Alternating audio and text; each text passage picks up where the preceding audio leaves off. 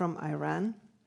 Center for Civil Liberties are here with Sasha Romanchova, laureate from 2022. And she will speak about the nuclear threat in Ukraine. And of course, ICAN, Daniel Högsta, is here to talk about the global picture. I look forward to hearing their and all the other speakers' perspectives and suggestions.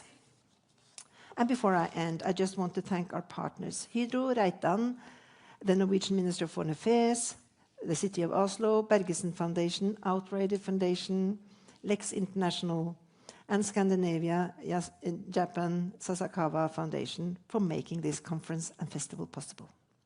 It has been a truly meaningful year for us at the Nobel Peace Center, beginning on October 11th, when the chair of the Norwegian Nobel Committee announced the Nobel Peace Prize to Nihon Hidankyo. It is now my great honor to welcome him on stage. Please join me in welcoming Jørgen Vatne Fridnes and help me give him a warm welcome.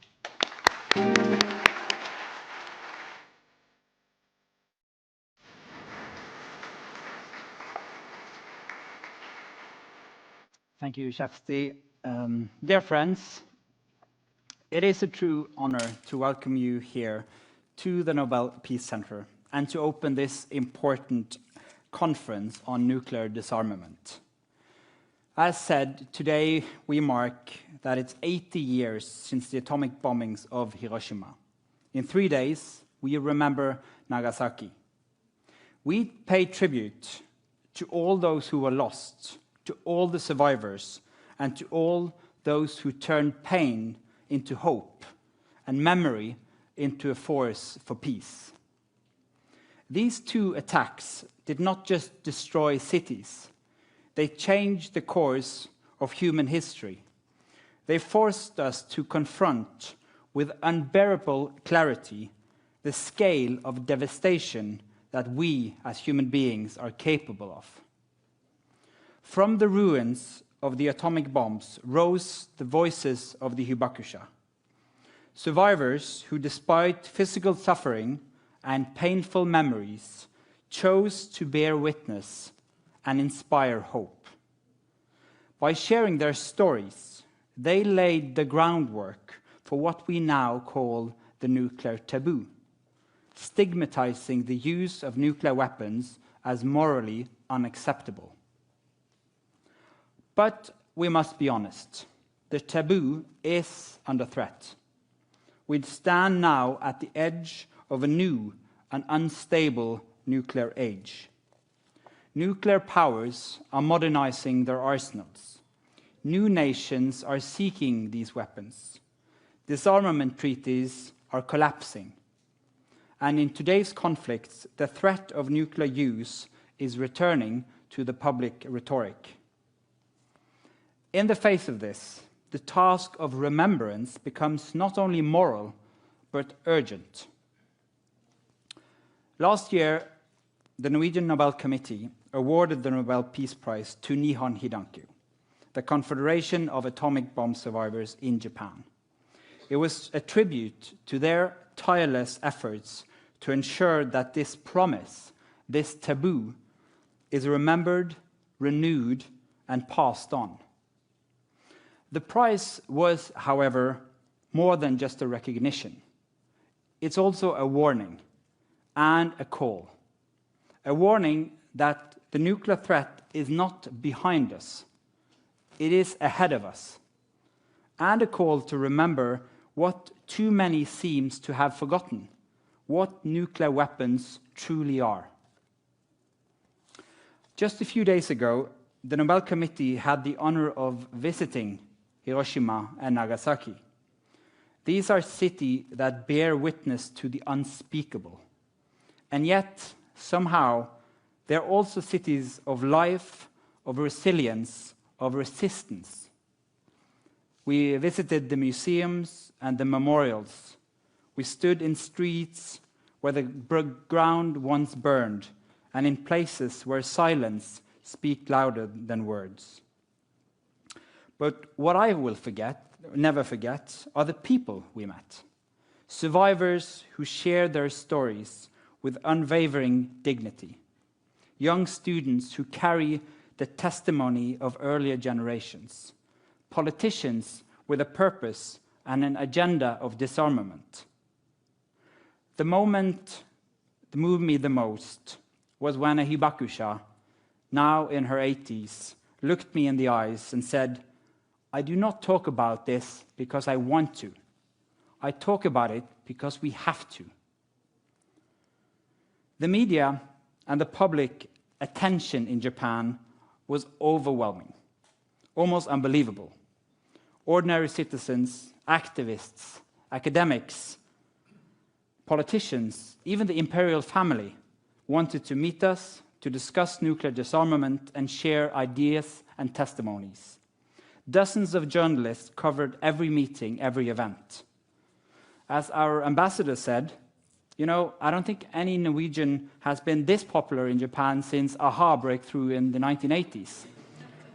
Well, I laughed, as you, and I was flattered, because who wouldn't be? But he had a point, because what we witnessed was not just hospitality. It was a shared understanding among many that memory matters, that the nuclear taboo cannot survive on treaties and speeches alone. It must be kept alive by people. And that brings me to the heart of today's event, and to one of the most inspiring people I've met on my journey. One of these voices, steady, powerful, unforgettable, belongs to Masako Wada, Assistant Secretary General of Nihon Hidankyo. She's traveled the world with her message. She has spoken with leaders, students, diplomats, and citizens. And wherever she goes, she brings with her the gravity of history and the determination to ensure it is not repeated. It is an honor to welcome her here today, not only as a Hibakusha and a Nobel Peace Prize laureate, but as a living symbol of what it means to turn memory into action for peace and nuclear disarmament. Please join me in welcoming Masako Wada.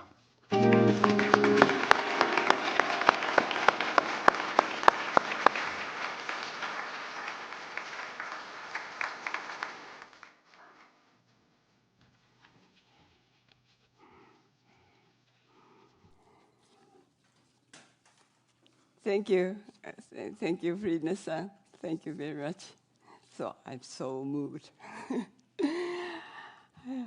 I'm very grateful for this opportunity to speak as a Hibakusha of Nagasaki. I was a 1 year and 10-month-old baby when Nagasaki was devastated by the atomic bomb. My house was located 2.9 kilometers away from the blast center. Thanks to the mountains surrounding the central part of Nagasaki city, I have survived to this day. I was too young to remember that day, but my mother used to tell her story over and over again. On the mountain path, she saw a file of people escaping from fire near the blast center. They looked like a line of ants, but in fact, they were rows of burned and injured, chocolate-colored human beings. Their scantily clad bodies burnt all over, and their hair matted with blood and standing an end like horns. The empty lot next to our house became a cremation ground where dead bodies collected by garbage carts were brought in and incinerated day after day.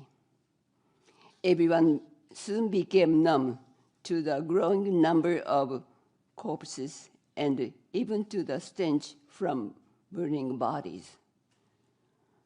what is human dignity? Humans are not created to be treated like this.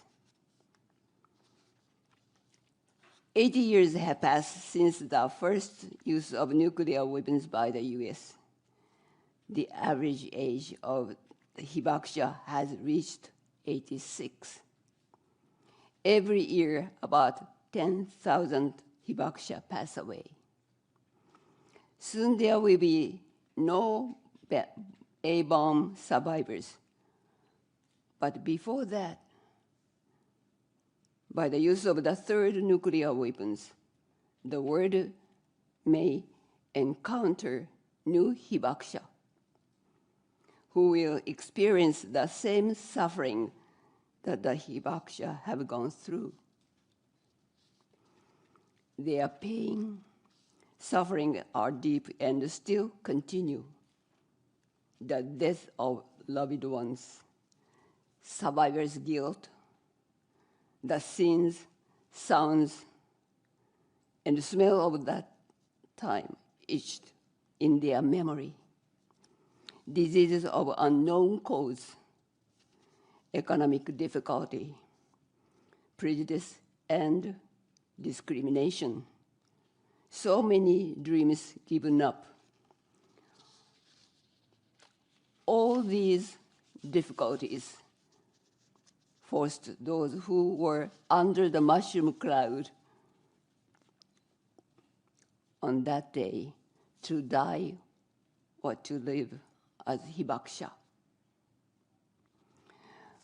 With the adoption of the Treaty of Prohibition of Nuclear Weapons in 2017, Hibakusha were overjoyed and felt that a heavy and rusty gate, which we had been pounding for many years, began to open, and we finally saw a ray of light. However,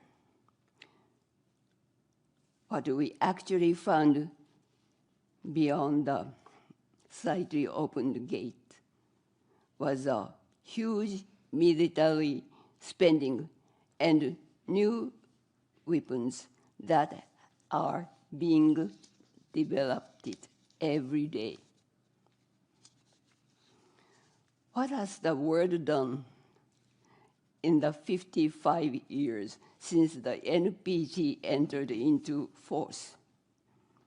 No nuclear weapons states and Hibakusha were frustrated by the nuclear weapons state neglects of their obligation to implement the NPT. The nuclear-armed states and their allies should recognize the fact that due to their insincerity and arrogance, the entire human race is on the brink of nuclear war. In today's unstable world, the risk of nuclear weapons use is the highest since the end of the Cold War. In Nihon Hidankyo's founding statement, Message to the World of 1956, we declared our pledge to save humanity from the crisis through the lessons learned from our experiences, while at the same time saving ourselves. Nuclear weapons are inhuman weapons that bring indiscriminate and widespread damage to the victims from the blast, heat rays, and radiation, and from after effects that last for many years. Hibakusha know more than anyone else that if nuclear weapons are used for the third time, there will no longer be anyone left alive to happily observe the effect and the consequences. Nihon Hidankyo was awarded the 2024 Nobel Prize. The committee evaluated the work for each Hibakusha who, by sharing experience and witness accounts, conveyed to people the inhuman consequences of nuclear weapons. Chairman Friedness spoke in his speech. They bridge the gap between those who were there and we other untouched by violence of the past. They are living reminders of what is at stake. I believe the Nobel Committee decided to award the prize to Nihon Hidankyo, recognizing that the existence of Hibakusha and their words, not nuclear weapons, have been deterrent to nuclear war. I am happy that the term of Nihon Hidankyo has become known in Japan and abroad. Receiving the award was not our goal, but it has provided a new boost for our mission. The Hibakusha are the ones who know the humanitarian consequences of the use of nuclear weapons. We will continue to convey that reality. Please listen to us. Please empathize with us. Find out what you can do and take action together with us. Nuclear weapons cannot coexist with human beings. Nuclear weapons were made by humans and used by humans. So it is also up to the humans to abolish them by our wisdom, public conscience, and responsibility. No more Hibakusha and no more war. Thank you very much. Thank you.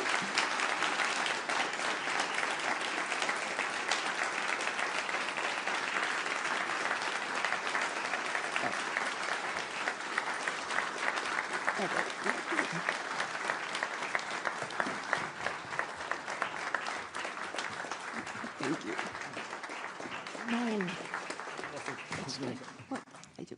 Okay, thank you.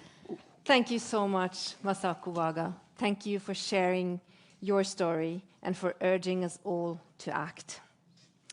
Have you noticed that we have a tree on stage? This tree is a Hibakusha, the Japanese word for a tree that survived the atomic bomb. Seeds from the trees that managed to survive have been harvested and planted and spread as symbols of peace to other countries and cities, among them to the Botanical Garden here in Oslo. And they have been very kind to lend us this tree.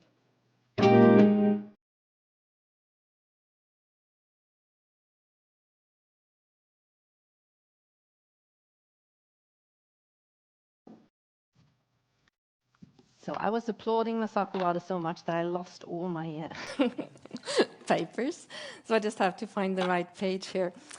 We are transferring now to our session 1, the nuclear threat, anno 2025. Can we avoid a new nuclear arms race?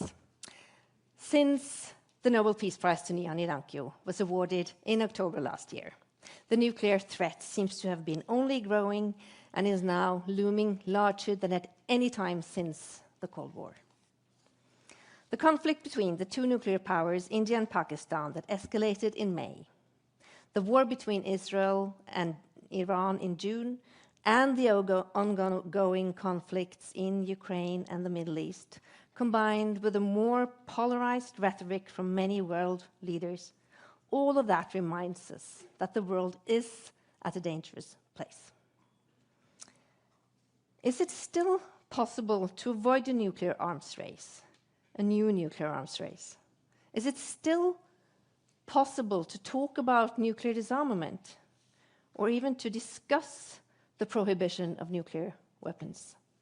We will try to answer these questions in the next hour or so.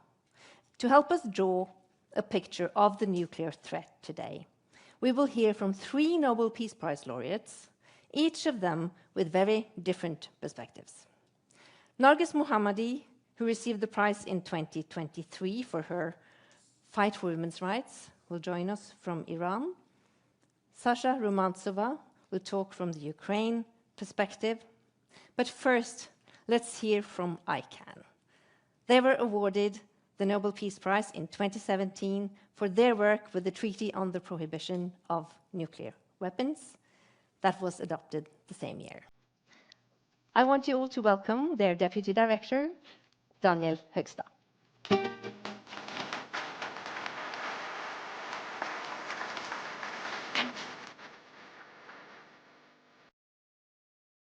Thank you very much, Ingvild, and thank you very much to the Nobel Peace Center for hosting us and marking this extremely important anniversary at such a crucial time.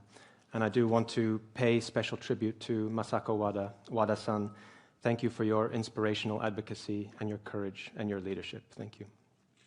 Dear friends and colleagues, can we avoid a new nuclear arms race? Unfortunately, the evidence strongly suggests that we are already in a new nuclear arms race. In 2024, nuclear armed states spent $100 billion on their nuclear arsenals, an 11% increase from the previous year, representing $190,151 every single minute. Over the past 5 years, global spending on nuclear weapons has increased by 47%. The cycles of escalations and provocations are becoming frighteningly frequent. We've been witnessing one such cycle in the last few days between Russia and the United States, which apparently started with an insult or some high-level online trolling and resulted in nuclear submarines being deployed. The risk is that we become numb to these kinds of things, that this becomes the new normal, which distracts from the urgency and which obscures the only truth that matters when it comes to nuclear weapons, the truth that Nihon Hidankyo and Hibakusha have dedicated their lives to sharing. What happens when nuclear weapons are used? What do they do to people? What do they mean for our shared humanity? So was this new nuclear arms race inevitable? Whether it be because of Russia's aggression and invasion of Ukraine and their numerous reckless threats to use nuclear weapons in the context of that war, or dramatic political shifts, or an arms industry, an increasingly emboldened arms industry that made $42.5 billion from nuclear weapons contracts signed in 2024 alone, or a combination of all those factors. No, it was not inevitable. There have been opportunities to pursue a different path. There have been choices made. Every government has a role to play, and all must be held to account. What are their records when it comes to nuclear weapons? Did they denounce and reject any threat to use nuclear weapons, no matter who made it? How have they contributed to the stigmatization of nuclear weapons and the nuclear taboo? Did they condemn all incitements to proliferation? Most importantly, did they seize the opportunity to change course by supporting the historic ban on nuclear weapons? Did they show leadership and resolve to do so, even when there was pressure from peers or from nuclear-armed states? Or did they shrink away from that challenge? Did they do nothing? Did they make excuses, saying that conditions are not conducive for nuclear disarmament, or that military alliance obligations do not allow it, or that Russian aggression means that nothing is possible? Did they change policies and actually embrace a role for nuclear weapons in their national security in their last few years? Some governments, and many of them are here in Europe, are actively encouraging or abetting nuclear escalation and proliferation. We are now witnessing plans for a new nuclear umbrella in Europe and calls for more deployments across Europe, throwing existing legal obligations to the wind. And in spite of the inconvenient fact that the nuclear weapons in Europe are most likely intended to be used in Europe. Who benefits from the normalization of nuclear weapons? The worst actors, Russia. Responding to threats with threats, creating and expanding roles for nuclear weapons only reinforces the notion that nuclear weapons are a legitimate tool of statecraft. This plays into Putin's hands, and it can only lead to further escalation and to catastrophe. The pernicious myth of nuclear deterrence is at the heart of all of this. Nuclear deterrence is an unrealistic and dangerous propaganda masquerading as realism and pragmatism. It is an unprovable theory based on naive assumptions about human behavior, for which escalation is a key feature, not a bug. But there is an off-ramp to the nuclear arms race. It starts with dismantling the myth of nuclear deterrence and rejecting any role for nuclear weapons, and it is rooted in multilateralism and diplomacy. That is what the Treaty on the Prohibition of Nuclear Weapons is all about. This is where real leadership is being shown. The treaty has come a long way in a short time since it entered into force in 2021. It will soon achieve the official support from more than half of the world's governments. The TPNW was inspired by the message of the Hibakusha, and unlike nuclear deterrence, it is rooted in science, in the evidence of the humanitarian consequences of nuclear weapons. It is right there for any government to choose to join the right side of history. It might not be easy politically always, but it is as simple as that. Honoring the Hibakusha does not mean simply paying lip service to their suffering, like so many leaders have been content to do. It means actually hearing their message, which is very clear. Recognize the unacceptable humanitarian harm nuclear weapons cause, reject nuclear deterrence, join the TPNW, and eliminate nuclear weapons. We owe the Hibakusha a debt of gratitude, yes, but much more than that, we owe them action. Thank you very much.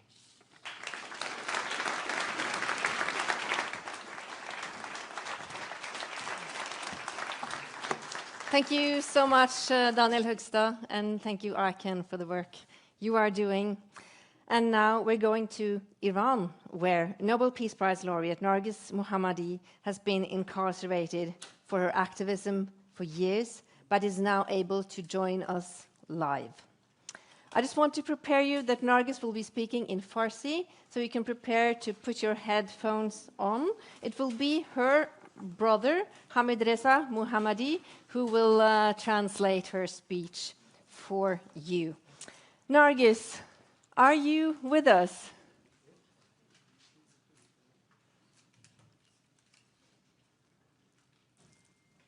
So I don't think I can see Narges, but I can still not hear her. There she is. Hello, Narges.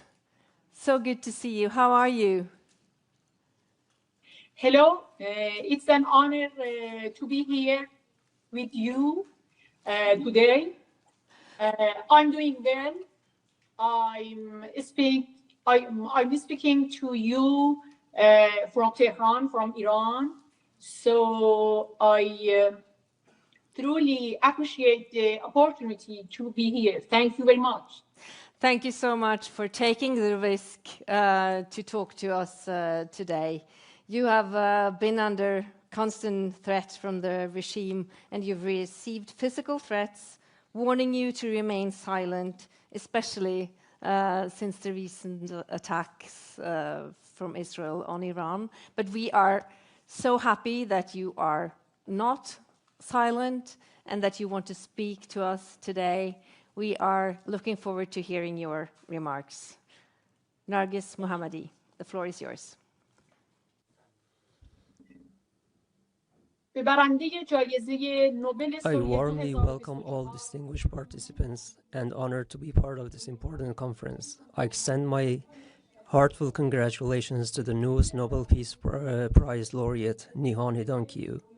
May their powerful efforts grow stronger and inspire even greater impact in the years to come.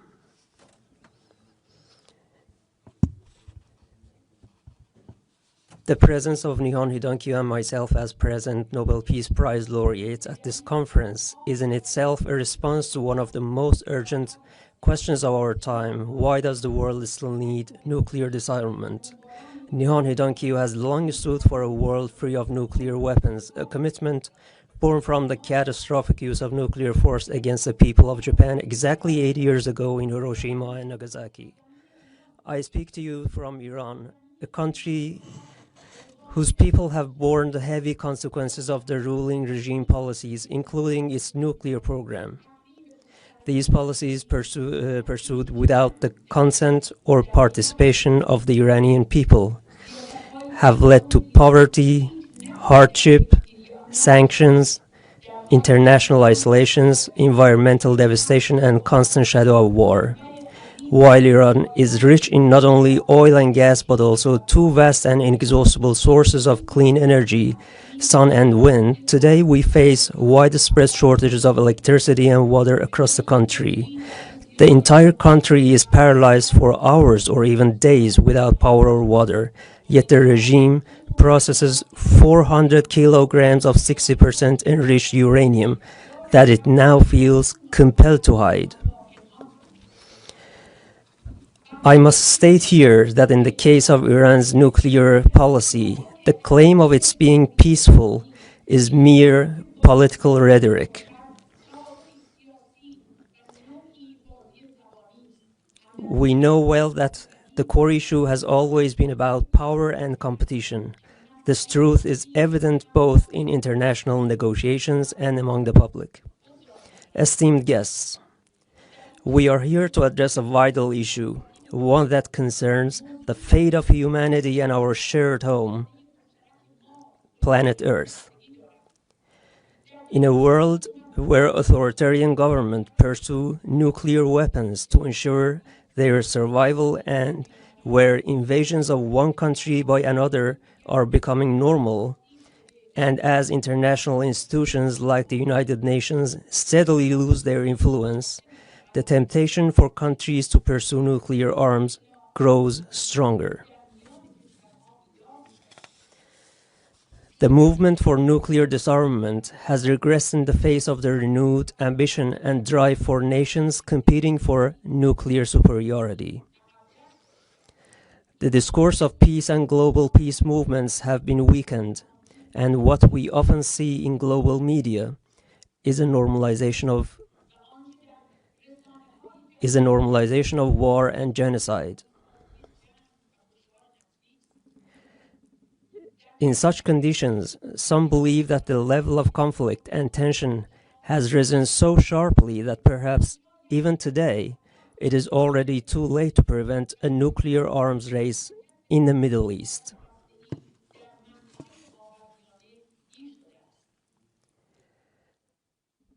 Esteemed participants, institutions like the International Atomic Energy Agency and Western governments can contain the unpredictable and foreseeable consequences of nuclear tensions if they act without double standards.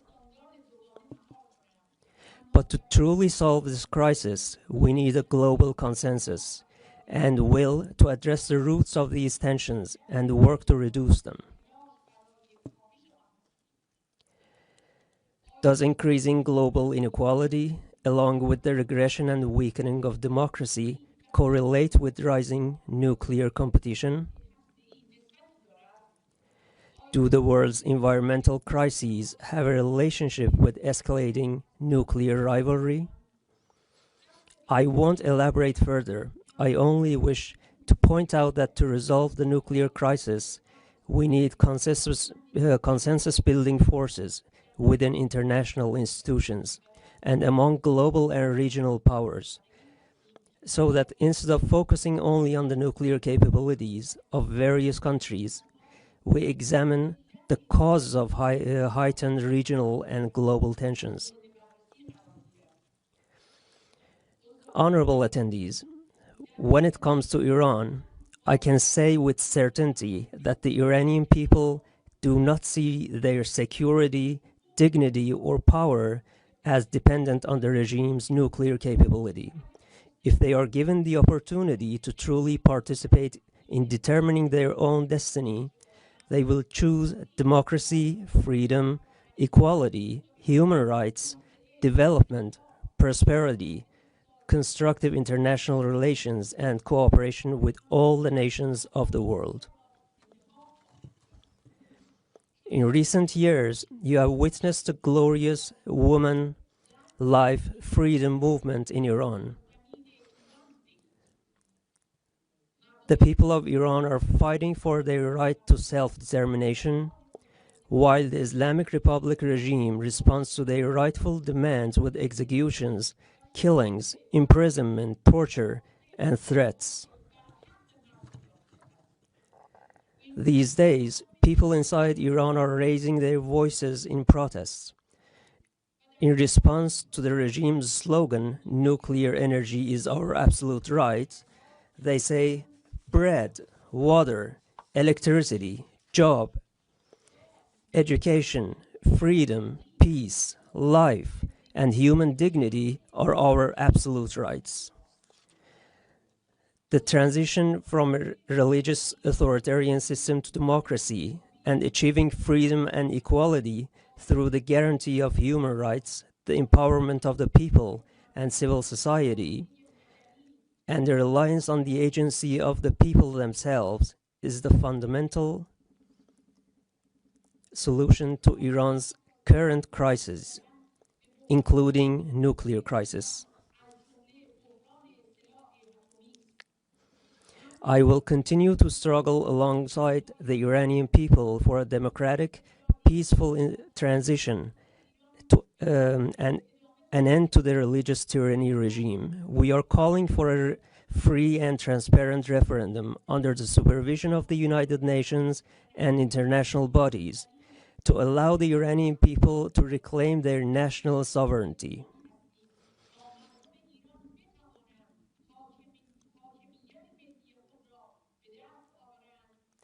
In this endeavor, we seek the support of all advocates of freedom, peace, and democracy across the globe.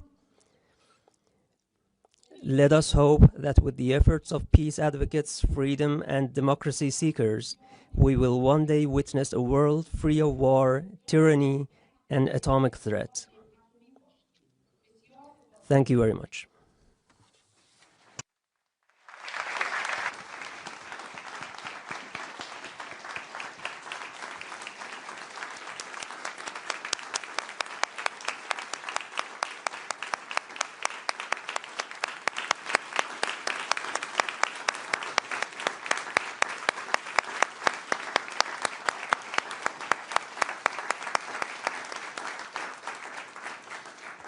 Merci, Nargis Mohammadi. Thank you so much for joining us. I hope you could feel the warmth of the audience here in Oslo.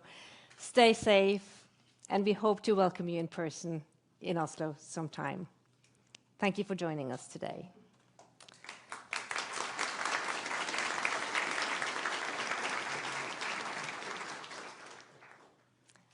From Iran to Ukraine, a country more and more marked by war, 3.5 years after the full-scale Russian invasion, where the Nobel Peace Prize awarded organization Center for Civil Liberties are working tirelessly to document war crimes and prepare the country for a time after war. Please welcome the Executive Director of Center for Civil Liberties, Sasha Romantsova.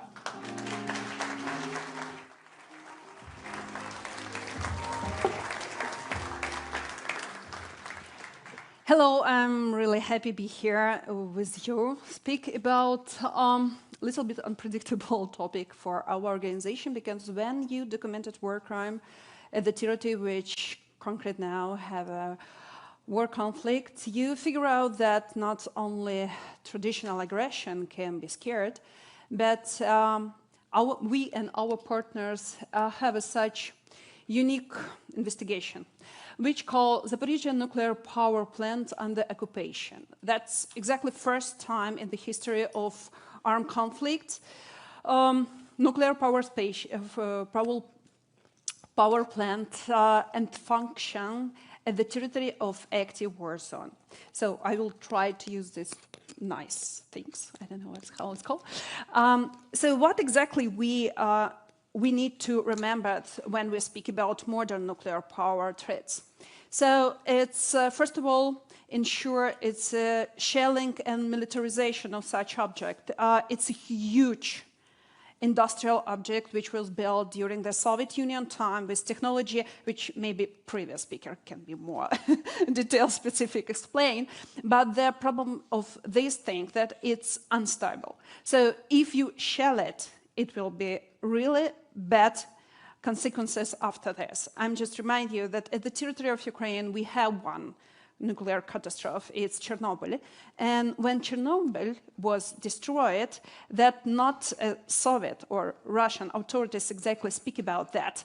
Radiation was detected at the Sweden nuclear power station. So when we speak about militarization and shelling of such object, we speak about our common safety. Second one, and it's torture of personnel.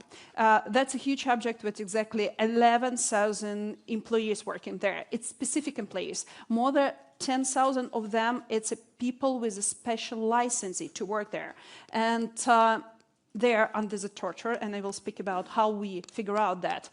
Replacement of personnel, when these really knowledgeable, really educated people work at not exactly that place, which in system they need to be and belong. And last one, plan to restart the plant.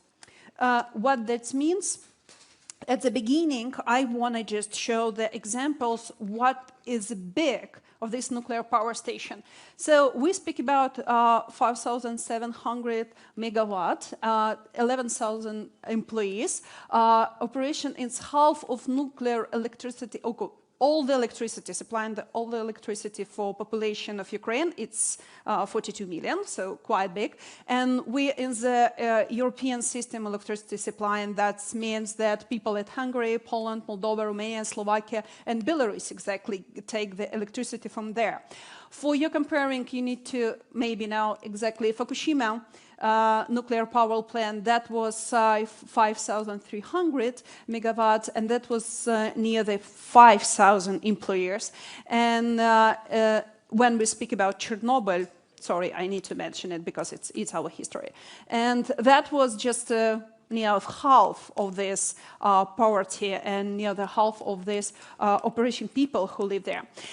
Like Soviet heritage, we have this construction like that. So you have a big industrial object, like nuclear power plant. You always have a Sputnik city. So it's a city where the families of employees living there. Why it's so important? Because that's what you see now, militarization. It's inside the nuclear power station building. So it's mean that even something like non-accurate put the button, it will be exploited. But that's happened with whole the city around the Zaporizhzhia nuclear power plant, which exactly called Energodar. Okay, it's like complicated to translate, but these people who work at the power plant, it's 11,000 people with unique skills and unique knowledges, have a family. This family lives near the nuclear power plants. And one of the form of torture, except to beating them, using electricity, to different kind of really unpleasant procedure, that exactly scaring by FSB that their family will be attacked. And what we have as the result, most of these people trying to escape from this city. Most of these people left their job, which they feel a really deeply, not only afraid, but like responsibility, because again, you need to be there to be part of security.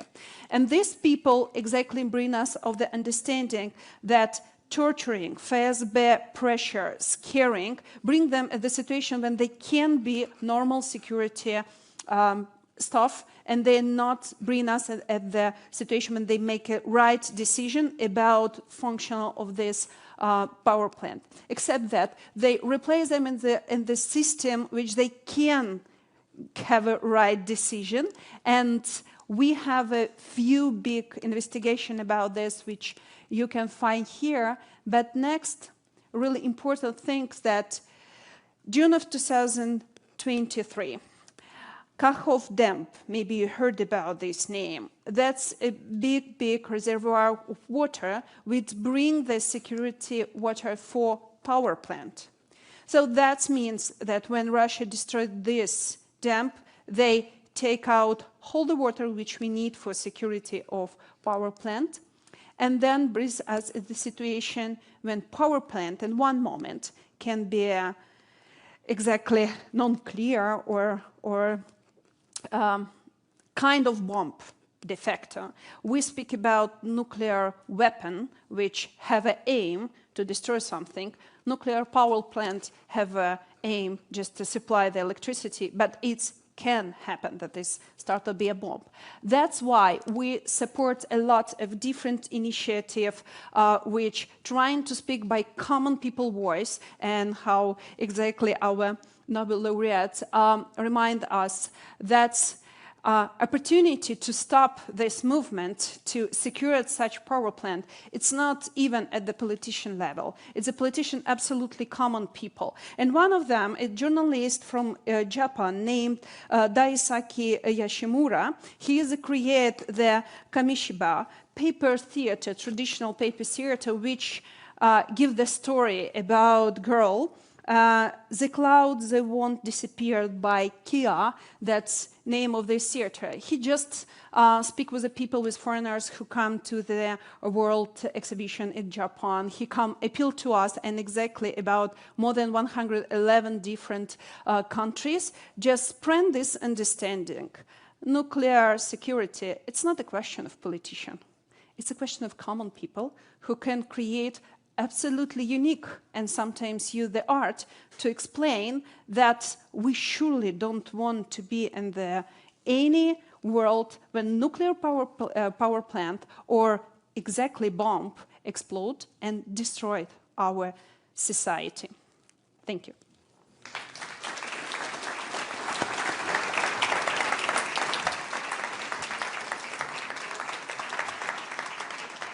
Thank you very much, Sasha Romantsova.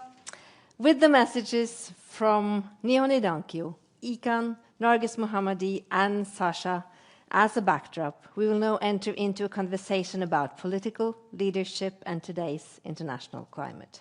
What do the people in power have the power to do? What choices are Europe and the Nordics facing in today's situation? To reflect on these questions, we have invited Stefan Löfven, the former Prime Minister of Sweden and Chair of the Board of SIPRI, the Stockholm Peace Research Institute, and Eivind Vad Petersson, State Secretary for Minister of Foreign Affairs, Norway. To lead the conversation, we have Arnaud Siad. He is the host and producer of Prio's Peace in a Pod. Give them all a warm welcome.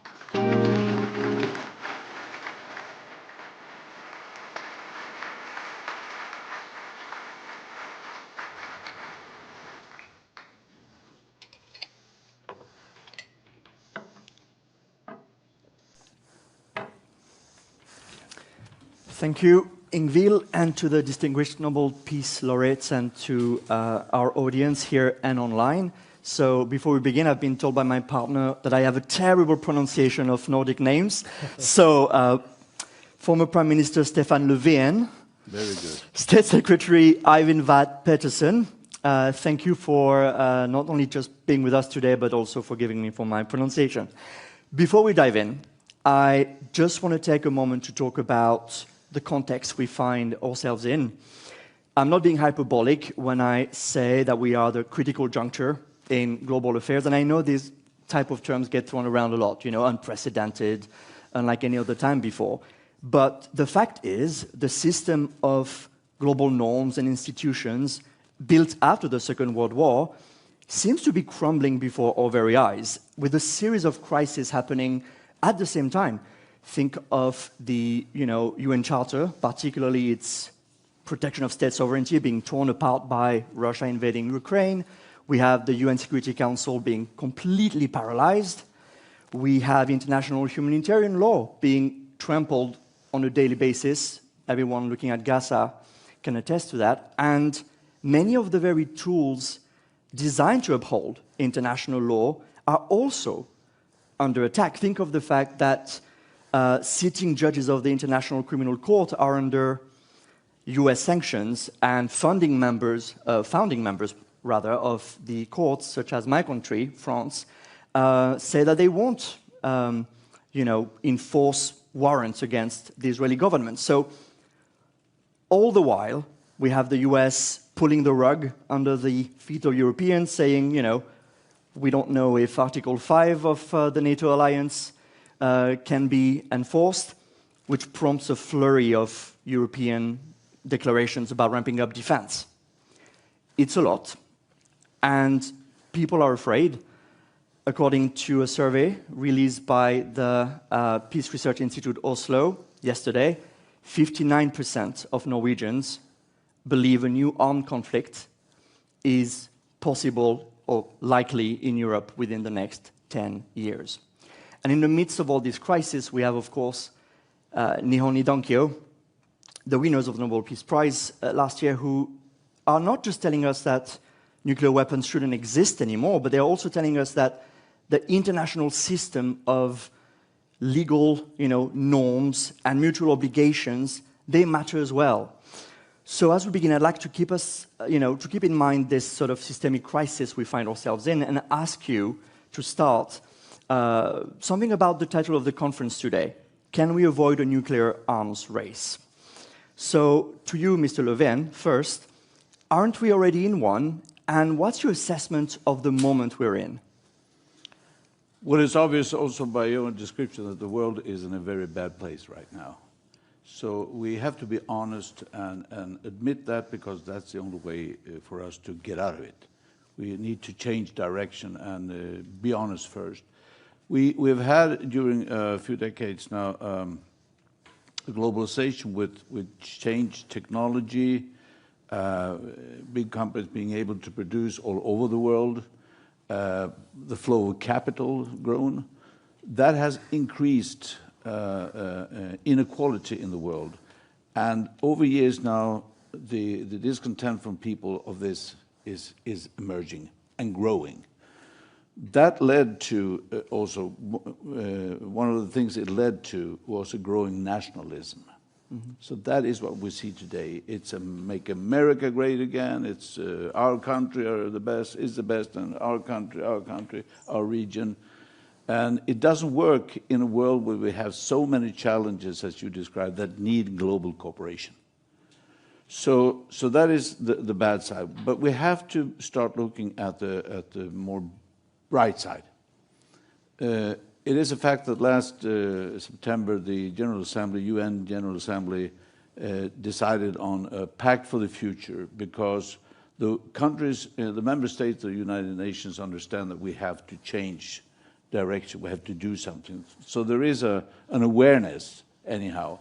It's a long way to go, but things are happening, and I think for us now, it's important to support that process in any way we can, as NGOs, as politicians, as trade union leaders, as whatever, to support that and keep the pressure on political leaders so that we can see the can be changes. The conference in Seville now in beginning of July on the financing for development was a very, very important step forward, because we need to make sure that we have the finances that are required to do what we want to do. So things are starting to happen. I would love to concentrate even more on the possibilities, because we cannot let this be a normal situation that we're in today. We cannot stand there. We have to say, this is not good, we have to change, we can do it. State Secretary, same question to you. From your vantage point in the Norwegian government, how do you view the current international moment we're in? Well, for sure, the list of problems and challenges is indeed long. Let me, though, on behalf of the host government, so to speak, just acknowledge as well our hosts, but also the solemn occasion as we meet them in on the exactly to the day on the 80th anniversary of the Hiroshima